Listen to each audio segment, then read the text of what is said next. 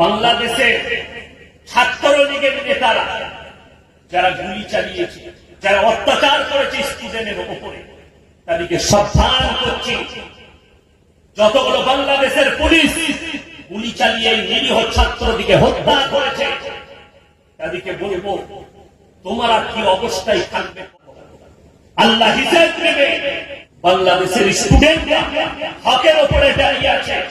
আজকে দেখেছি তাদের সরকার হাসিনা বক্তব্য দিয়েছে, যদি দেশের মানুষ না চায় আমি পদত্যাগ করবো কি তুমি তাড়াতাড়ি করো, তোমাকে কেউ চাই না। গত 3 দিন ধরে বাংলাদেশ উত্তাল। বাংলাদেশ কোন হিন্দু রাষ্ট্র নয়, মুসলিম রাষ্ট্র।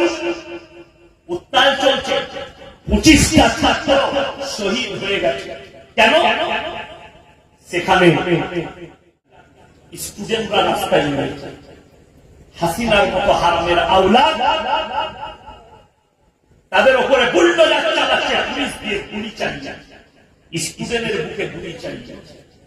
তার পতন খুব তাড়াতাড়ি আছে। তুমি কতদিন থাকো গদিতে সেটা দেখবে। আল্লাহ তোমাকে গদিচ্যুত করবে। আমাদের মতো আলেমদিকে হক কথা বলার যে বাধা দেয়, সে বেশি দিন নিজের গদিতে টিকতে পারবে না। যারা কোরআনের বিরোধিতা করেছে পৃথিবীর বুকে, আল্লাহর কসম তাদের জিন্দেগি আল্লাহ বরবাদ করেছে। ফিরাউন চেয়েছিল মুসাকে মিটাতে, আল্লাহর কসম আল্লাহ মুসা ফিরাউনকে মিটিয়েছে। নমরুদ চেয়েছিল ইব্রাহিমকে জ্বালাতে, নমরুদকে আল্লাহ মিটিয়েছে। আপনার আব্রাহা কাবা ঘর ভাঙতে চেয়েছিল, আল্লাহ তাকে চূর্ণ বিচূর্ণ করে দিয়েছে। কোরআনে আছে। আপনি কি মনে করছেন हिंदुस्तानी मुसलमान जो लोग दिल्ली में खड़ा होकर कह रहा है मुसलमान को मिटा देंगे, আসামের মুখ্যমন্ত্রী হিমন্ত বিশ্ব শর্মা জি তিনি বলেছেন মেরা মিশন है दुनिया से इस्लाम को मिटाना।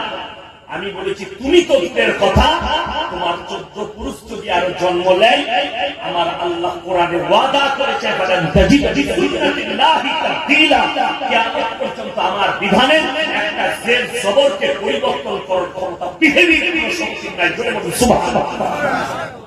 তুমি তো দূরের কথা, কতজন এলো কতজন গেল।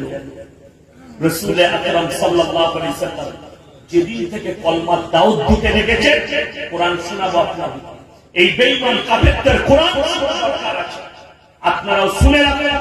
আর ঈমানটা আজকে মজবুত করে নেন যে আমরা সবাই আল্লাহর উপরে ভরসা করব। সকলে জোরে বলুন ইনশাআল্লাহ। আর নিজের বাচ্চাদেরকে দ্বীনি তালিম দেন, তাদের ঈমান আর ইয়াকিন আর বিশ্বাস যেন মজবুতির উপরে টিকে। কোন জায়গায় হক থেকে লড়বেন না, হকের উপরে দাঁড়িয়ে থাকবে। বাংলাদেশের স্টুডেন্ট হকের উপরে দাঁড়িয়ে আছে। আজকে দেখেছি তাদের সরকার হাসিনা বক্তব্য দিয়েছে, যদি দেশের মানুষ না চায় আমি পদত্যাগ করবো কি তুমি তাড়াতাড়ি করো, তোমাকে কেউ চাই না যে তুমি দেশের প্রধানমন্ত্রী থাকো। এতগুলো মানুষের প্রাণ গেল। আমরা হিন্দুস্তানের মাটিতে বাস করছি। আমার ভাই জমিন আল্লাহ, আসমান আল্লাহ, হাওয়া বাতাস আল্লাহ। বাংলাদেশে ছাত্রলীগের নেতারা যারা গুলি চালিয়েছে, যারা অত্যাচার করেছে স্টুডেন্টের উপরে, তাদেরকে সাবধান করছি। যতগুলো বাংলাদেশের পুলিশ গুলি চালিয়ে নিরীহ ছাত্রদিকে হত্যা করেছে, তাদেরকে বলবো তোমরা কি অবস্থায় থাকবে কবরে একবার চিন্তা করো। আল্লাহ হিসাব নেবে।